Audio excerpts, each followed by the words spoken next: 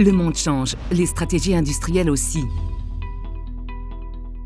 Aujourd'hui, les attentes des leaders de marché sont globalisées. Ils demandent toujours plus. Plus de compétences, des produits et services élargis, plus de capacité de production, plus de garanties. La pression est donc forte pour les PME françaises fournisseurs de ces clients exigeants. Pour se démarquer, il faut donc innover toujours plus et rassurer les clients en changeant d'échelle. Pour cela, la croissance interne est efficace, mais lente et elle peut fragiliser une petite structure. La croissance externe est une autre solution, mais demande des moyens souvent hors de portée d'une PME. La solution alternative ? Les alliances, car l'union fait la force.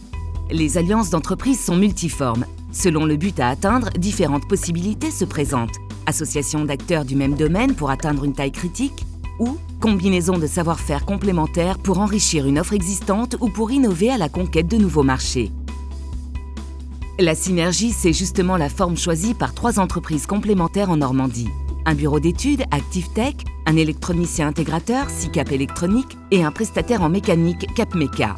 Tous 3 ont créé l'alliance ActiCap. Leur objectif, conjuguer leurs atouts et créer une offre complète, de la conception à la fabrication. On ne peut pas être bon partout, donc il faut plutôt essayer de se recentrer sur son métier pour être le plus performant et le plus compétitif possible. Donc aujourd'hui, l'alliance permet de s'ouvrir et permet justement de proposer une offre globale, mais que chacun reste dans son cœur de métier, dans sa spécialisation, pour être le plus performant possible. La plus belle affaire aujourd'hui générée par l'alliance ActiCap a été pour la société Airbus, où on a développé un support de vidéoprojecteur avec écran, de la conception, livraison des prototypes et la production complète d'une série. Automatiquement, ça mène du business supplémentaire sans générer une charge supplémentaire. Donc au final, c'est de la productivité pour l'entreprise. Une alliance peut aussi viser à satisfaire des nouveaux clients. Dans la région lyonnaise, c'est le cas de Phénoware. Cette alliance a permis d'entrer dans un marché de niche international, le phénotypage végétal. Leur credo ? Proposer aux chercheurs des systèmes complets automatisés pour le développement de nouvelles graines et pour optimiser les semences. Phénoware, c'est une marque qu'on a déposée.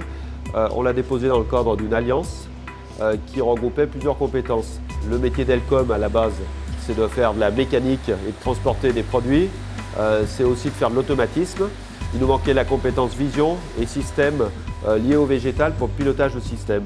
Viewpoint nous l'apporte. Les bénéfices de cette alliance pour Elcom et pour Viewpoint sont avant tout de découvrir un monde qui n'est pas le leur. Elcom a découvert la connaissance d'un monde scientifique, alors que pour Viewpoint, nous avons eu accès à ce monde industriel et la rigueur qui va avec. C'est un marché sur lequel, sans la partie vision, sans la partie compréhension de ce que recherchent les chercheurs et sans le pilotage, Elcom n'aurait pas pu aller plus loin dans ce marché. Une alliance permet d'aller plus vite et beaucoup mieux.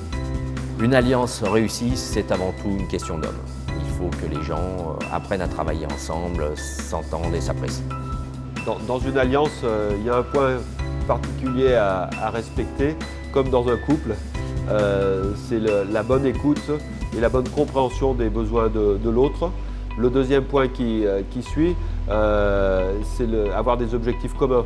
Donc objectifs communs et voir comment on peut vraiment avancer ensemble sont pour moi les 2 points clés pour avoir une alliance réussie.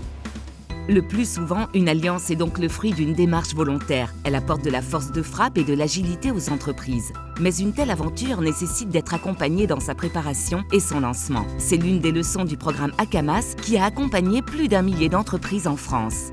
À condition qu'elles fassent preuve d'esprit d'entreprise, d'écoute, de confiance mutuelle, de vision partagée, d'engagement opérationnel et de pilotage permanent.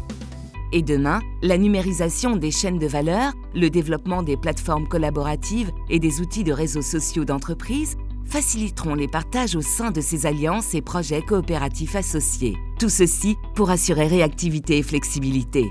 Les alliances constituent donc l'une des clés de la réussite des PME françaises.